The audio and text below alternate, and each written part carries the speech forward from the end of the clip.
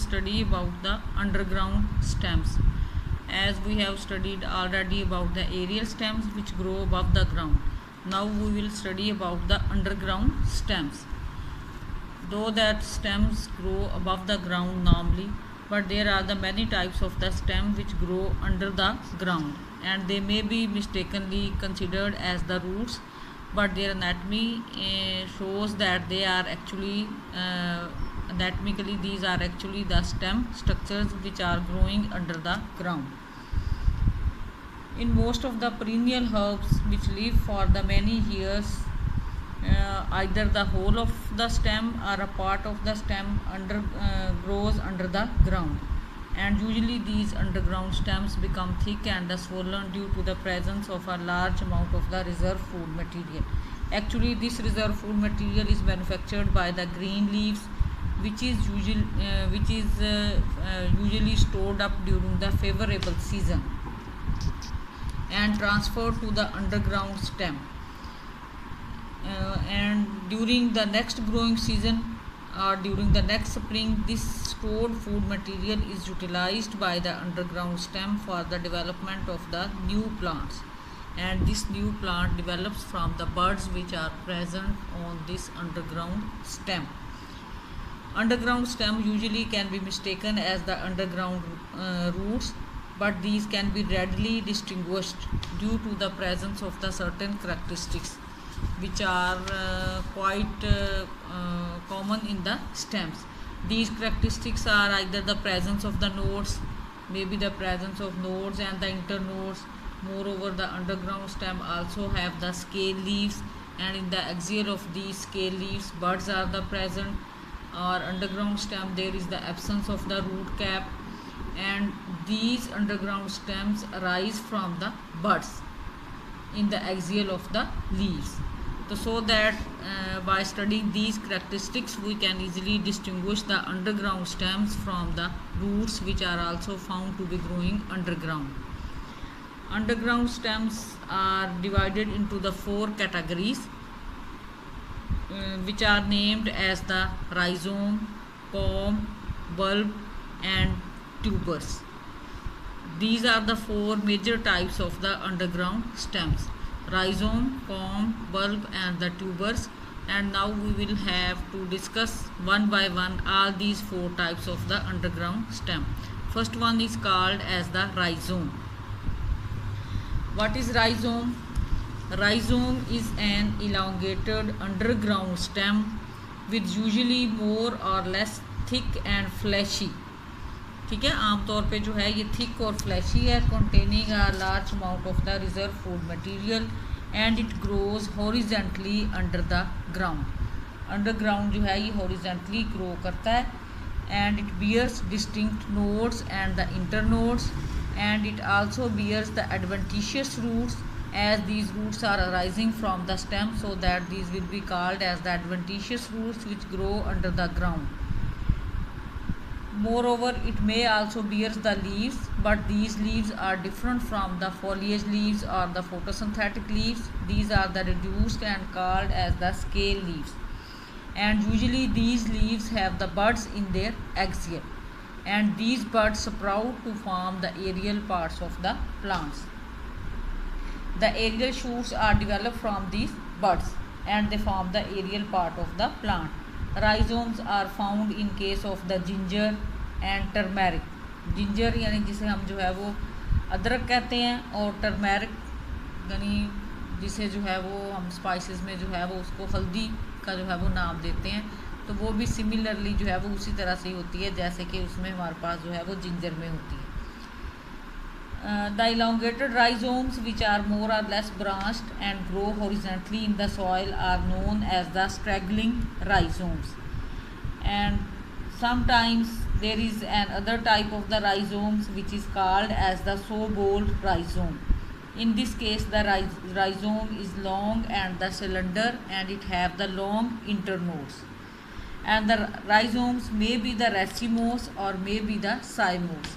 Racemose और साइमोस mean कि उनका मोड ऑफ ब्रांचिंग जो है वो कैसा है. They may be either belong to the racemose mode of branching और they may be has the cymose mode of the branching. now you can see another type of the rhizome and other example of the rhizome which is found in the ginger. I explained this ginger as this is the underground stem which is called as the rhizome, and it bears the branches this and this, but this underground rhizome has become very much thick and fleshy due to the large amount of the reserve food material. On ginger we can see that it is divided into the nodes and the internodes. ये जो आपको compartment से नज़र आ रहे हैं, these represents the nodes and the internodes, and these are the reduced leaves which are called as the scale leaves. जब इस ginger को हम किचन में यूटिलाइज़ करते हैं तो ये स्केल लीव्स जो है वो हम इसके रिमूव कर देते हैं और ये उसके ऊपर नोड्स और इंटर नोड्स भी नज़र आती हैं। और अगर आप उसको जो है ये स्केल लीव्स रिमूव करके ज़रा गौर से देखें तो आपको उसके ऊपर इस तरह के स्कार से जो हैं वो भी नज़र आते हैं, which are called as the bud. और इसी बर्ड से ही जो है फिर एक्चुअली स्प्राउटिंग होके हमारे पास एरियल पार्ट्स जो हैं वो प्लांट्स के जो है वो बनते हैं। तो ये हमारे पास इसकी एग्जांपल है राइजोम की, जिसमें जो है ये जिंजर को जो है वो एज एन एग्जांपल के तौर पे जो है वो हमने डिस्कस किया है। और इसमें जो है हमारे पास जो है वो साइमोस टाइप की ब्रांचिंग जो है वो होती है, यानी पहले जो है वो एक एक्सिस है, फिर उसके बाद वो स्टॉप कर जाता है ग्रो करना, and then it give rise to the daughter axis. वो डॉटर एक्सिस अगेन ग्रो कर रहा है and then it stops, and before stopping it again give rise to the daughter axis. This type of the branching is called as the cymose type of the branching, so that this type of the rhizome is called as the cymose type of the rhizome. When the older parts of the rhizomes decay, they result in the separation of the younger parts, which give rise to the many separate plants. Even if there are so many parts, each of parts can live independently, and the bud sprouts to form the aerial shoots. Any piece of the rhizome that has a bud at a node, it is capable of producing a new plant, provided that it has a reserve food material. यानी अगर एक rhizome जो है वो बहुत सारे pieces में जो है वो कट कर जाए तो वो वाला पीस जिसके पास उसकी बड जो है वो प्रेजेंट होगी, तो वो वाला पीस जो है वो स्प्राउट करके एक इंडिपेंडेंट प्लांट जो है वो बना देगा।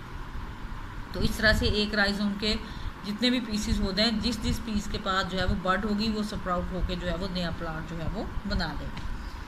तो this was about the rhizome, और it's best example can be studied in the ginger which is easily available in your kitchen.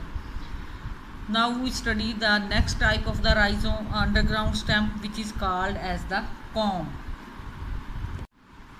Next type of the underground stem which is called as the corm. Corm may be defined as the thick, solid, a more or less rounded underground stem which has only few internodes. यानी rhizome जो है वो जो हमने इससे पहले पढ़ी है type, that is the long, but com जो है it is thick, solid and rounded, और इसमें सिर्फ जो है वो थिक है और ये सॉलिड है, और इसमें सिर्फ जो है फ्यू इंटरनोड्स यानी चंद एक इंटरनोड जो है वो हमें मिलती हैं. This is it may be called as the condensed form of the rhizome. यानी एक राइजोम जो इलांगेटेड स्ट्रक्चर होता है, आप उसको कंडेंस कर दें तो हमारे पास जो है वो कॉम जो है वो बन जाता है. It is covered with the number of the scale leaves, and these leaves arises in the nodes. जैसे ये आप देख रहे हैं कि ये हमारे पास जो है वो एक कॉम है, और ये एग्जांपल है कॉलोकेसिया. कॉलोकेसिया में हमें इस तरह का कॉम जो है वो मिलता है. कॉलोकेसिया मीन कचालू. कचालू में जो है वो ये कॉम जो है वो हमें देखने में मिलता है. It is divided into the nodes and the internodes, and these nodes are bear the scale leaves, reduced scale leaves. This is the node and this one is the node, and this is the internode. In the axial of the scale leaves are present the buds are the present, and these buds then sprout to give rise to the aerial shoots. और इन्हीं buds से जो है वो aerial shoots निकल के above ground जो है वो grow करती हैं. And these develop into the aerial shoots, और these aerial shoots utilize the reserve food material. ठीक है, reserve food material which is stored in the corm, and then this become the shrink. और उसके बाद due to the utilization of this reserve food material, this corm become the shrink. तो ये आमतौर पे जो है वो उस वक्त जो है ये हमें श्रिंक फॉर्म में जो है वो मिल जाता है. तो कॉलोकेसिया में कॉम जो है it is a very massive structure, but the scale leaves are just like the membranes of the brown colour, and on the lower surface of the corm there are the adventitious roots. और even अगर आप इसको जो है वो ground से जो है वो डिग आउट करके देखें तो हमें उनके स्कार जो हैं वो एडवेंटिशियस रूट्स के जो है वो नज़र आते हैं। तो इसमें जो है वो हमारे पास जो हमने इससे पहले राइजोम पढ़ा है उसमें आप यूँ कह लें कि वो जो है वो इलांगेटेड है, consist of nodes and internodes, these internodes and long and more over the number of the nodes and internodes is much more greater than that of the comb, but in this case of the comb these nodes these underground rhizome is the compressed। आप समझ लें कि rhizome को जब हम compress कर लेते हैं तो ये हमारे पास जो है वो कॉम की एग्जांपल में जो है वो हमारे पास आ जाता है। और इसमें जो है ये एक कोलोकेसिया है और क्रोकस में भी हमें कॉम जो है वो मिलता है, क्रोकस जिसको हम जो है वो ज़ाफ़रान का जो है वो नाम देते हैं। लेकिन ये कॉमनली जो है क्रोकस तो आपने शायद नहीं ऑब्ज़र्व किया होगा, लेकिन इसमें जो है वो कोलोकेसिया में हम उसको ईजिली जो है वो ऑब्ज़र्व कर सकते हैं। Third type of the rhizome which is called as the bulb, underground stem which is called as the bulb. The bulb is actually a special underground shoot, यानी आप उसको शूट भी कह सकते हैं या स्टेम भी कह सकते हैं। बल्ब जो है वो भी एक स्पेशल अंडरग्राउंड शूट है और it may be also called as the stem which is very much reduced to a short broad conical disc. ठीक है, इसमें यानी ये हमें जो है वो नज़र आ रहा है, जैसे इसमें मैंने एग्जांपल में जो है वो अनियन को जो है वो एक्सप्लेन किया है कि इसमें ये जो है इसकी कॉनिकल सी डिस्क जो हमें नज़र आती है, आपने ऑब्जर्व इसको किया होगा। ये कॉनिकल डिस्क जो है वो एक्चुअली यही इसका वेरी मच रिड्यूस्ड स्टेम है which is present underground and it bears the adventitious roots towards the lower side. Lower side पे इसकी जो है वो एडवेंटिशियस रूट है और इसकी अपर साइड के ऊपर जो है वो large fleshy scale leaves are the present.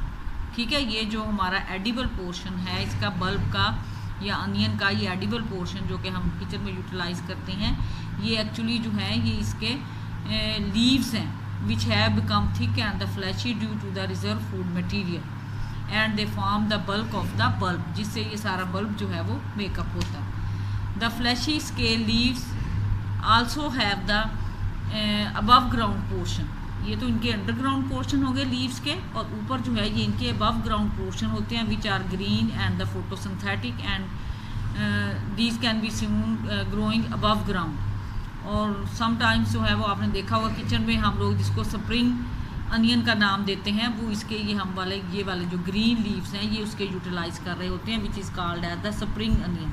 और जो हमारे पास वैसे अनियन आता है मार्केट में वो इसका ये वाला पोर्शन जिसको हम बल्ब का नाम देते हैं, जिसमें उसके स्केल लीव जो है वो थिक और फ्लैशी हो जाते हैं और उसको जो है हम बल्ब का नाम देते हैं, वो हम जो है वो यूटिलाइज करते हैं। This disc is actually the reduced stem.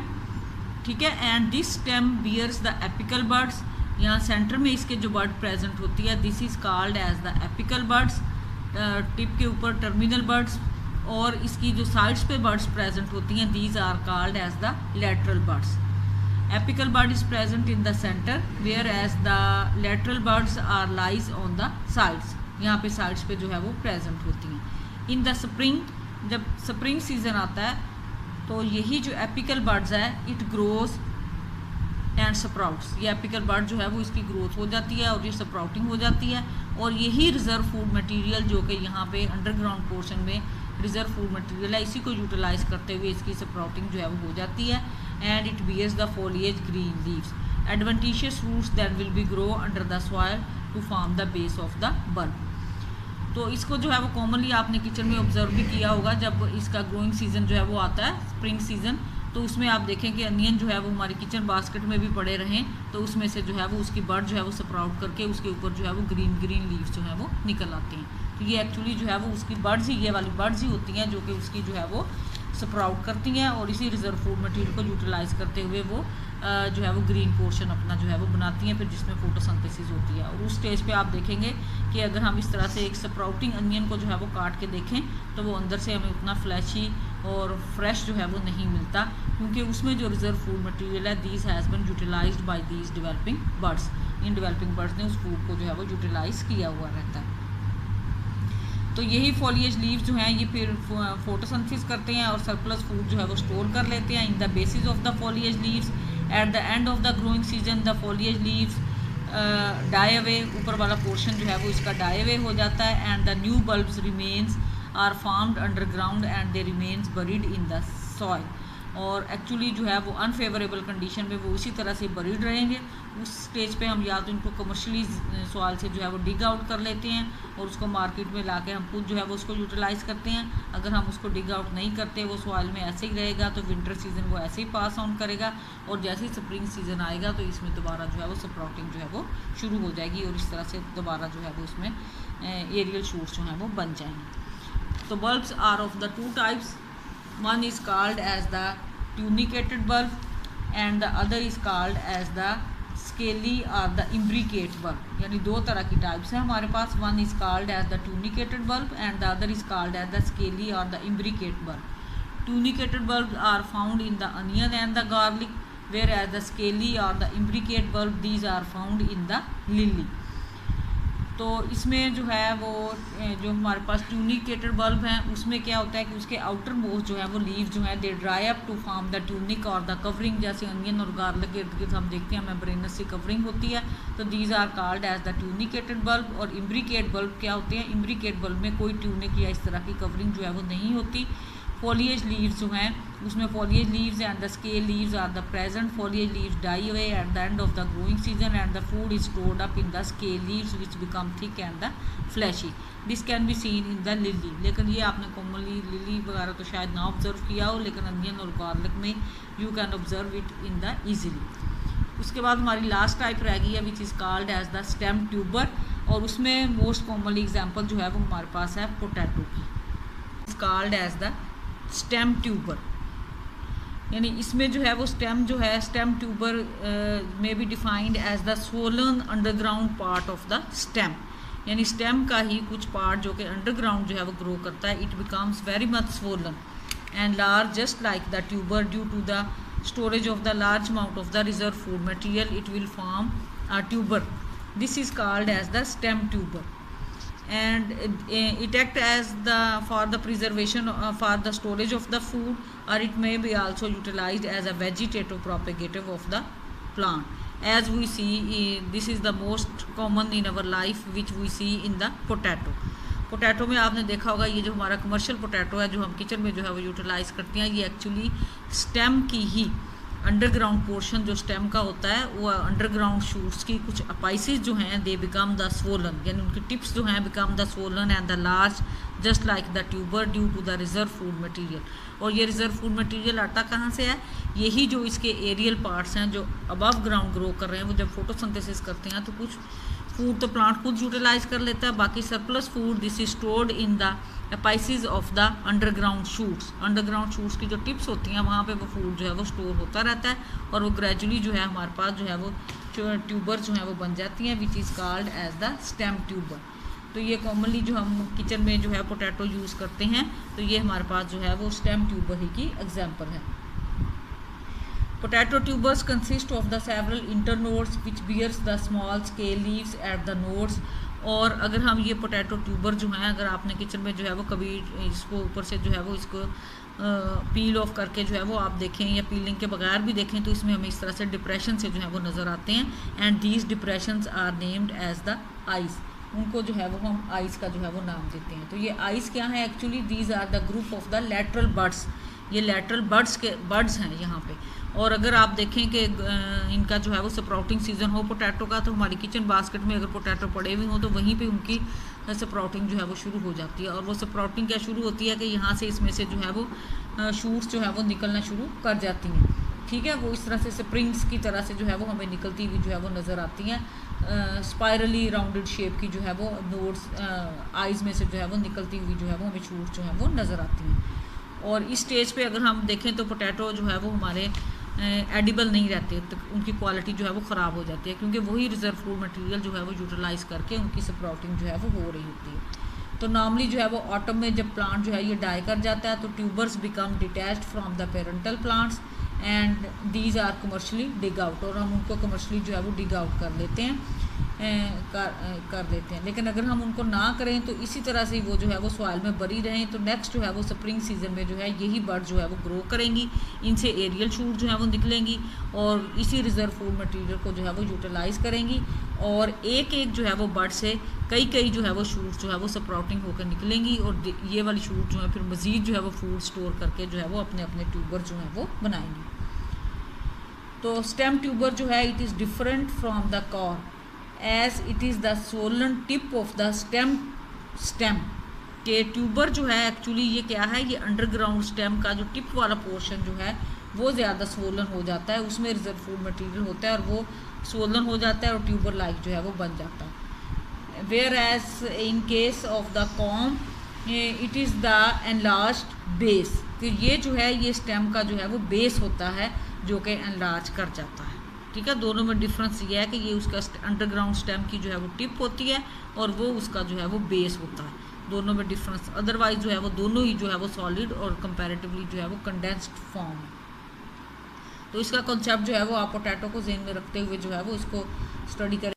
तो इसके बाद जो है छोटा सा इसके साथ रिलेटेड टॉपिक है, that is the economic importance of the underground stem और the function of the underground stem. तो तकरीबन जो है वो सेम ही हेडिंग है, इसमें अंडरग्राउंड स्टेम जो है वो वेजिटेटिव प्रोपेगेशन के लिए और रिजर्व फूड मटेरियल के लिए और जो है ये कुछ वीड्स वगैरह जो है वो उनमें अंडरग्राउंड स्टेम जो है वो सीरियस प्रॉब्लम जो है वो क्रिएट करते हैं। तो ये छोटा सा टॉपिक इसके साथ ही एसोसिएटेड है, वो आपकी बुक में जो है वो दिया हुआ है, उसमें कोई ऐसी मेरे ख्याल में कंसेप्चुअल बात नहीं है, उसको आप जो है वो खुद स्टडी करें। और ये काफ़ी examination university point of view से जो है ये काफ़ी ज़्यादा जो है वो इम्पॉर्टेंट टॉपिक है। आप लोग पिछले पेपर्स में देखेंगे तकरीबन 70% पेपर्स में जो है ये क्वेश्चन जो है वो आया हुआ है अंडरग्राउंड स्टेम का। तो आपने इसको जो है वो डायग्राम के साथ और फुल डिटेल के साथ जो है वो तैयार करना है। जब एक क्वेश्चन जो है वो इतना कॉमनली आता है तो फिर उसको जो है वो फुली तौर पे आपको प्रिपेयर करना है। तो मेरे ख्याल में आज के लिए इतना काफ़ी है, तो आप लोग इसको अच्छी तरह से तैयार करें। थैंक यू, अल्लाह हाफिज़।